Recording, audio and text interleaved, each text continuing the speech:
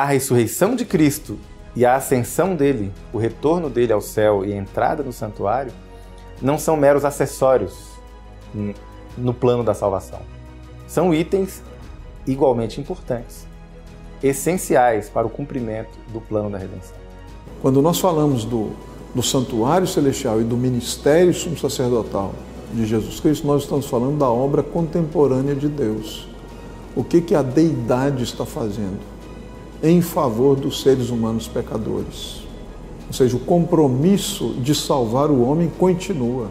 Nós, na nossa vida contemporânea, no século XXI, estamos tendo um momento oportuno.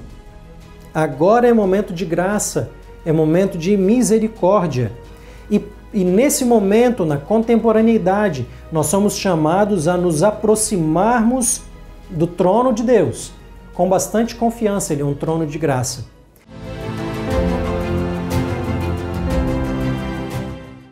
Em geral, na nossa mente, o conceito de amor, ele não está muito vinculado ao conceito de justiça.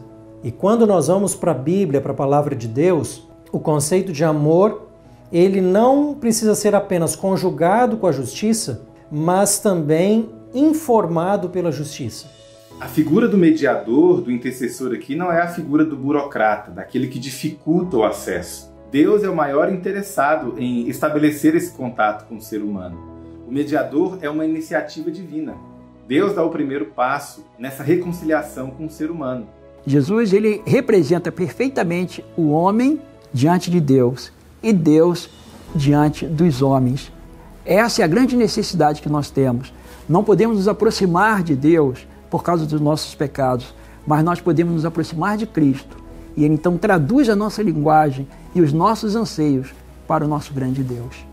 Quando paramos para refletir acerca da figura de Deus, a imagem que vem à nossa mente é a de um pai amoroso que cuida de seus filhos. É muito difícil encontrar alguém dentro do cristianismo que não concorde com a ideia de que Deus está diretamente associado ao conceito do amor. A própria Bíblia nos passa essa verdade constantemente através de suas páginas sagradas. Mas quando estudamos a doutrina do sacerdócio de Cristo, de sua intercessão por nós no céu diante de Deus, talvez o amor não seja a primeira coisa que associamos. O processo litúrgico do santuário, as complexas doxologias desde o início da era cristã, ou até mesmo as figuras religiosas que vemos no mundo contemporâneo, não inspiram exatamente essa ideia, levando o nosso imaginário justamente para um conceito mais burocrático e impeditivo. A pergunta que surge é: se Deus é amor, por que precisa de um sacerdote? Essa é a pergunta que vamos estudar hoje. Não sai daí, o Teólogos já vai começar.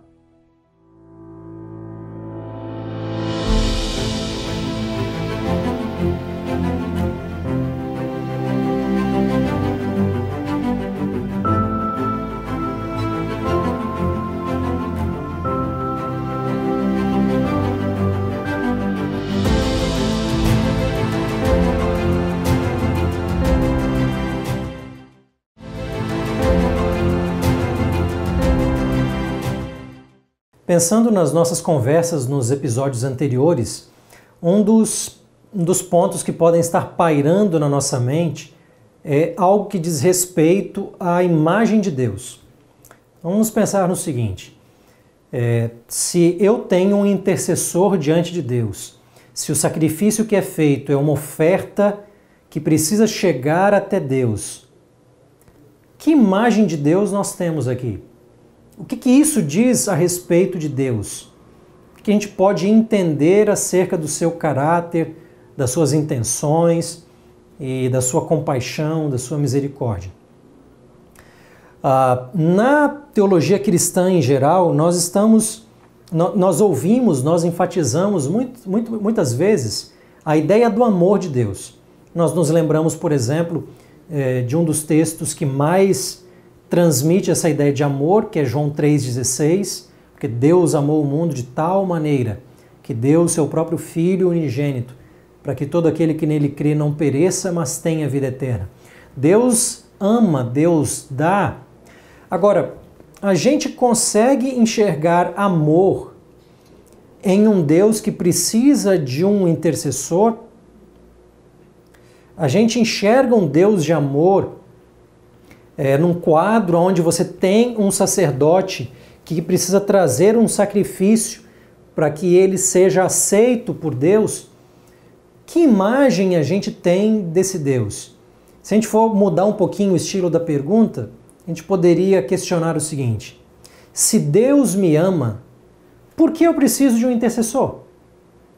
Por que Deus já não perdoa logo? Por que Deus já não lida com isso de maneira direta?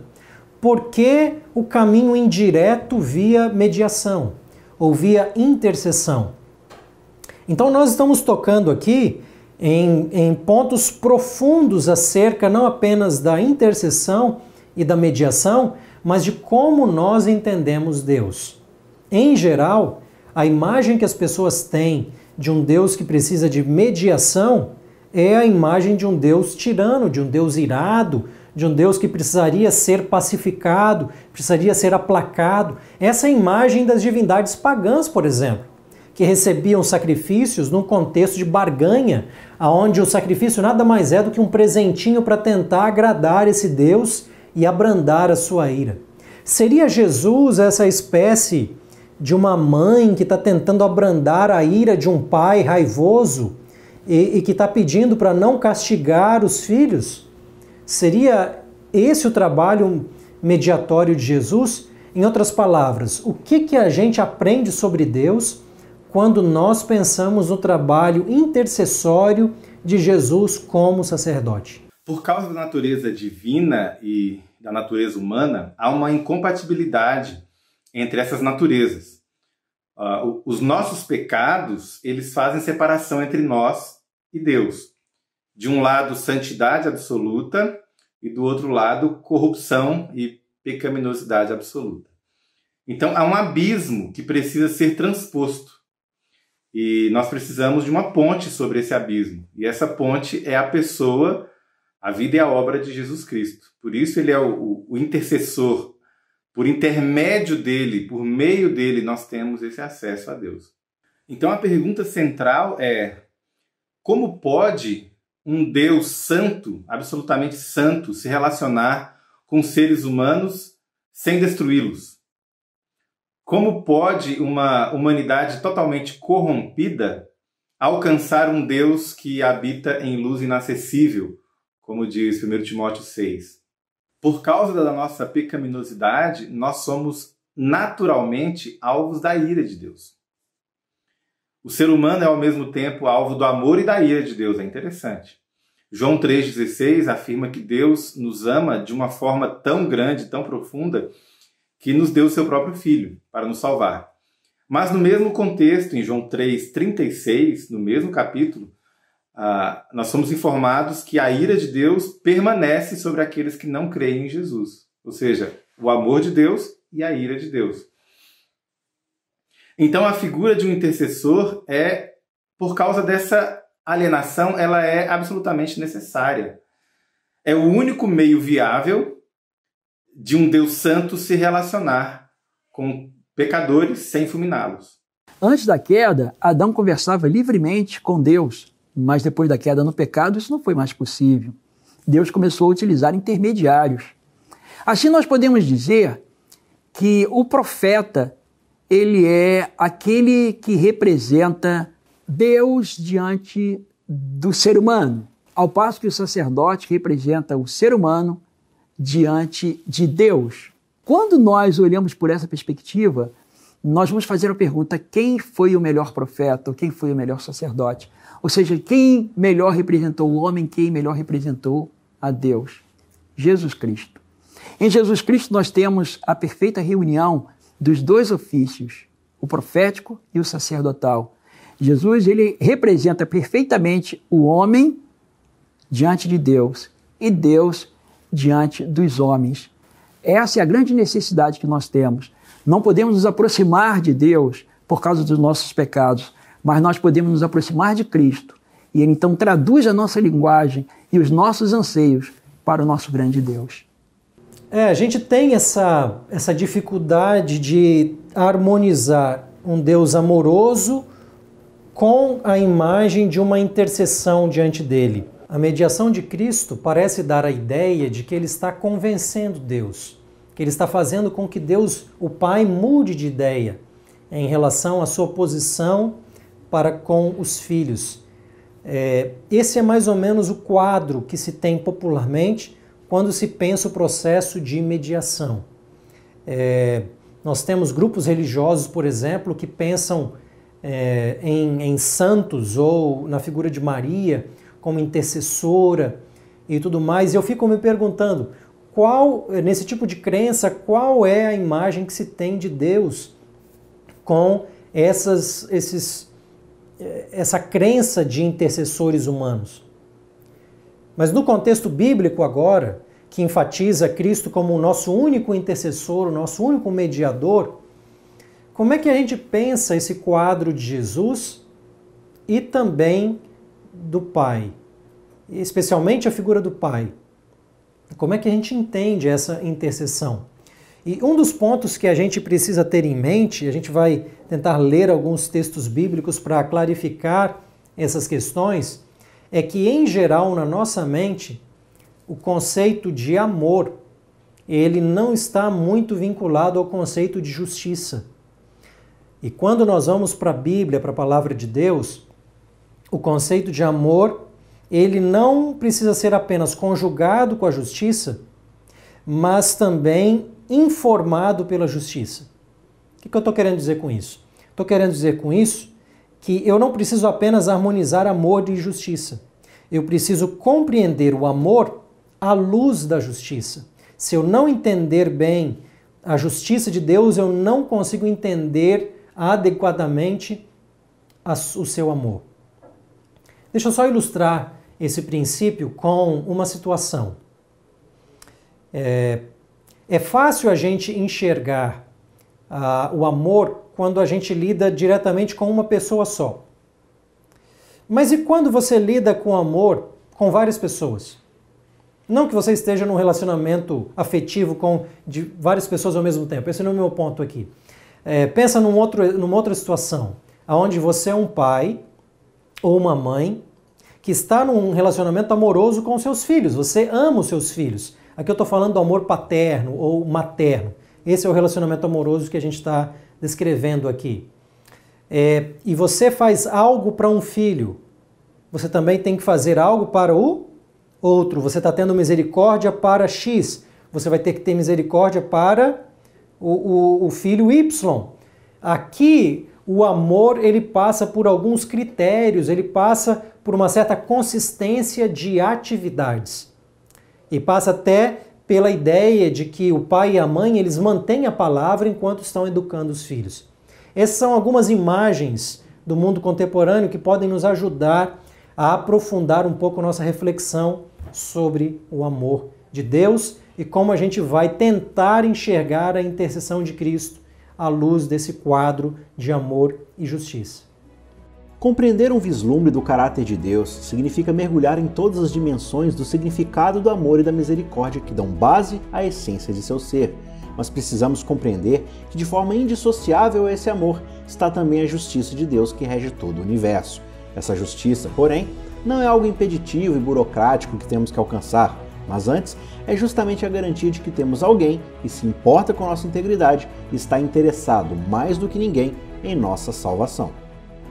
A figura do mediador, do intercessor aqui, não é a figura do burocrata, daquele que dificulta o acesso. Muitas vezes na nossa vida nós precisamos falar com alguém importante e vem a burocracia, né? A burocracia é aquela que impede esse contato direto. Você sempre tem que falar com alguém que mais atrapalha do que ajuda. No caso de Deus não é assim. Deus é o maior interessado em estabelecer esse contato com o ser humano. O mediador é uma iniciativa divina. Deus dá o primeiro passo nessa reconciliação com o ser humano. Então, o intercessor, o mediador, ele nos encontra caídos, num estado de inimizade com Deus. Ele nos levanta, nos limpa e ele nos deixa em condições de nos achegarmos a Deus. Não muda nada em Deus, mas muda tudo em nós. O meu status é mudado, a minha natureza é modificada e é por isso que eu tenho acesso a Deus por meio de Jesus Cristo. E além disso, Jesus Cristo como intercessor, ele não é uma terceira pessoa, uma pessoa externa a esse relacionamento entre Deus e a humanidade. Não, Jesus é Deus. 2 Coríntios 5:19 diz que Deus estava em Cristo, reconciliando consigo mesmo o mundo. É a figura da escada de Jacó em Betel. A escada que liga o céu à terra, lá em Gênesis 28, Jesus se identificou com essa escada, quando ele disse para os discípulos, em verdade vos digo que vereis o céu aberto e os anjos de Deus subindo e descendo sobre o Filho do Homem. Então, João 1:51, Jesus se identifica com essa escada do sonho de Jacó em Betel, ligando o céu e a terra. Ou seja, a função sacerdotal reflete esse anseio divino de trazer a humanidade para perto de si, de restaurar o relacionamento, de reconciliar a humanidade com ele. É uma demonstração clara e profunda do amor redentor de Deus. É lógico que a gente só conversou até agora acerca de exemplos conceituais. É importante a gente trazer exemplos bíblicos sobre essa questão de intercessão. E um dos pontos de nosso interesse aqui é observar como que a intercessão me ajuda a entender mais a Deus. E uma das coisas que a gente percebe nos relatos bíblicos de intercessão é que a gente pode estar pensando uma coisa sobre Deus, mas no contexto, a nossa visão de Deus precisa ser mudada. O primeiro exemplo bíblico que eu vou chamar a sua atenção para a intercessão é o exemplo de Abraão. Você conhece a história, está no capítulo 18.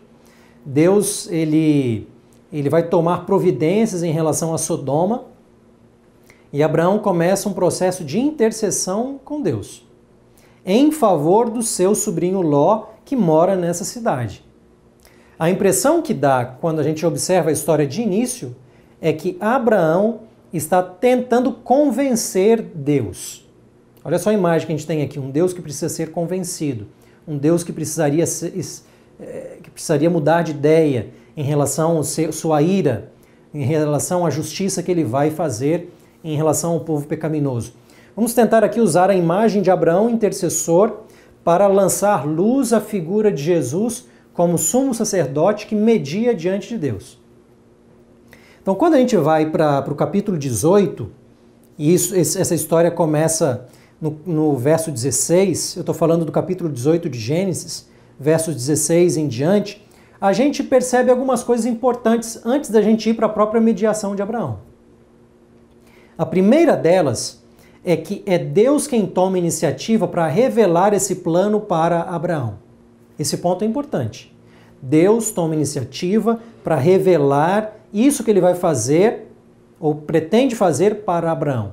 Isso já diz algo sobre Deus. Ele está, em certo sentido, quando a gente lê a história, ele está em certo sentido, chamando Abraão para um trabalho de intercessão. Ele pergunta, por exemplo, no verso 17, será que eu vou esconder de Abraão o que eu estou para fazer? Verso 18, ele vai ser uma grande nação. Então, no verso 19, ele precisa saber dos caminhos de Deus e também dos juízos de Deus. E aí, no verso 20, ele vai dizer para Abraão que há um clamor contra Sodoma e Gomorra que tem aumentado, o pecado é gravíssimo, ou seja, ele precisa tomar providências, ele não pode ser um Deus que simplesmente se omite, a justiça de Deus está sendo chamada em questão aqui, mas ele não está dizendo logo de cara que ele vai destruir. Olha só o que diz no verso 21. Descerei e verei se de fato o que tem praticado corresponde a esse clamor que veio até mim. Certo? E se este não for o caso, eu ficarei sabendo. Nós sabemos que Deus é um Deus onisciente. Deus já sabe todas as coisas. Deus já vê a malícia de Sodoma e Gomorra. Mas Deus está implicitamente trabalhando com um processo aqui de justiça. Nesse processo, há um clamor que chega aos seus ouvidos e ele vai averiguar. Interessante essa questão aqui. O Deus que sabe todas as coisas, ele está trabalhando com um processo bastante interessante aqui. E nesse processo, Abraão começa a interceder diante de Deus. Note que Abraão começa lá em cima. Ele fala assim, olha, se eu vou nesse processo de intercessão aqui, eu vou interceder, porque ele vai dizer assim, Deus, ele vai falar no verso 25, longe de ti matar o justo com o ímpio, como se o justo fosse igual ao ímpio. O juiz de toda a terra tem que fazer justiça, e não injustiça. Então agora ele vai fazer a intercessão. E Senhor, se o Senhor encontrar 50, olha só o número que ele começa. Abraão não tem 50, mas ele joga o número lá em cima para ele começar a fazer a intercessão. E ele, com jeito, vai conversando com Deus. Deus fala, não, se tiver 50, a gente vai ter que rever aí, a gente vai ver essa situação, sem dificuldade nenhuma. E Abraão começa, não se ire o meu Senhor, e ele começa a descer. No texto bíblico, ele que começou em 50, desce para 45 em 18:26, que desce para 40 em 18:29, que desce para 30 em 18:30 e desce para 20 em 18:31, para então chegar em 10 no 18:32. Note que Abraão começa com 50 e vai parar em 10. E nesse processo inteiro, o que fica nítido é que Deus é mais misericordioso do que o intercessor está pensando. O intercessor começou com 50 e o intercessor parou com 10. E Deus o está acompanhando. Se a impressão é de que Deus precisaria ser convencido, se tornar misericordioso, o que esse processo de intercessão está revelando para nós é que a misericórdia de Deus é muito maior do que o intercessor Abraão está pensando. O processo de intercessão não está mudando a concepção de Deus. Ele está apenas revelando para nós o quão misericordioso é Deus dentro desse processo de justiça. Assim como Abraão, muitas vezes nós olhamos para Deus com medo de que sua justiça seja severa e nos destrua junto com nossos pecados. Mas a Bíblia nos mostra que o amor de Deus fundamenta todas as suas ações. Antes de qualquer iniciativa humana, ele mesmo chama para arrazoarmos e apresenta o seu perdão. Outra história que pode nos ajudar com esse quadro é a de Moisés e o povo de Israel. Como Deus pode demonstrar sua misericórdia diante de um povo rebelde, sendo que ele acabou de dar sua lei no Sinai? A gente tem um exemplo bíblico, a gente poderia chamar de exemplo bíblico número 2 sobre intercessão. E a minha impressão lendo Gênesis 18 é que o intercessor Abraão ele descobre um Deus muito mais misericordioso do que ele pensava. Esse processo vai revelando a misericórdia de Deus ao invés de tentar mudar a ideia, a cabeça ou a ideia de Deus. Quando a gente vai para o exemplo de Moisés, a gente tem a mesma construção.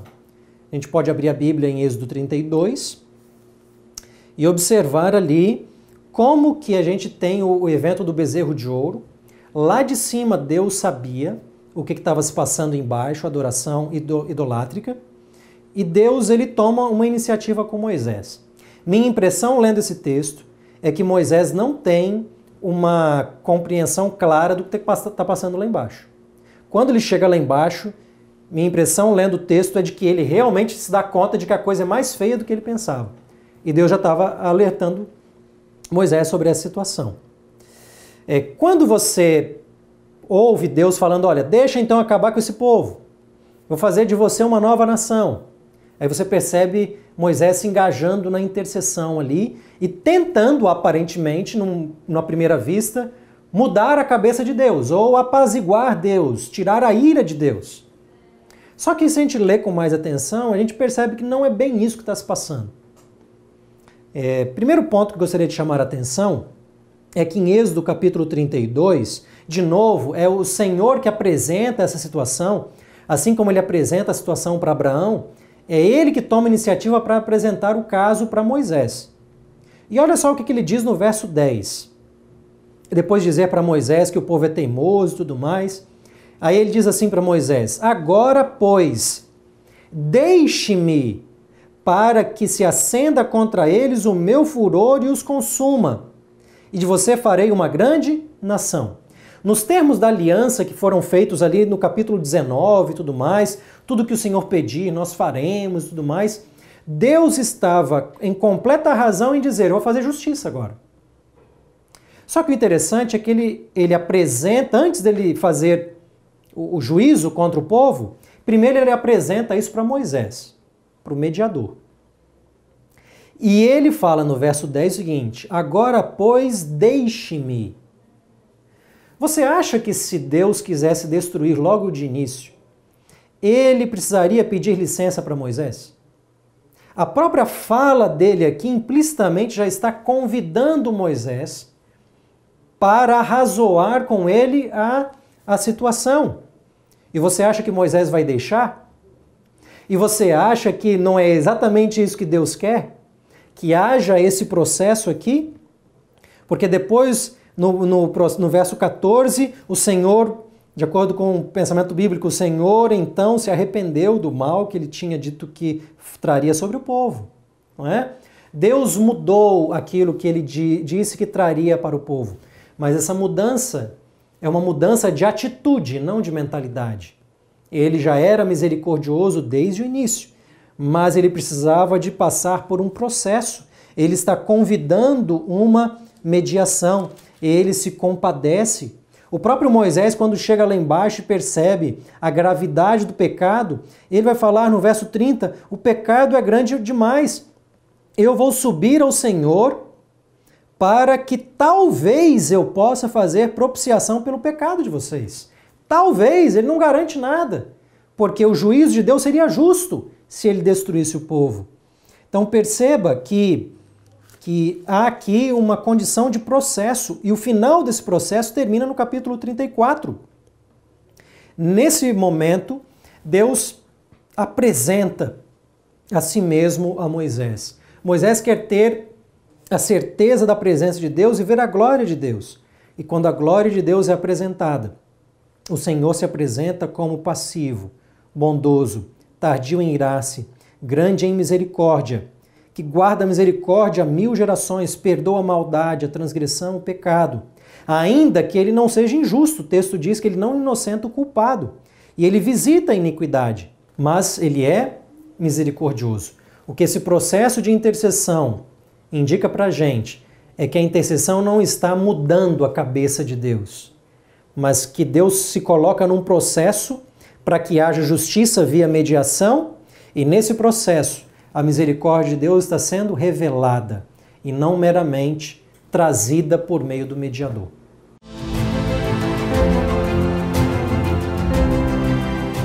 Quando Deus indica a necessidade de juízo, Jonas já sabe que Deus é misericordioso. E ele não vai assumir uma postura que Abraão e Moisés assumiram.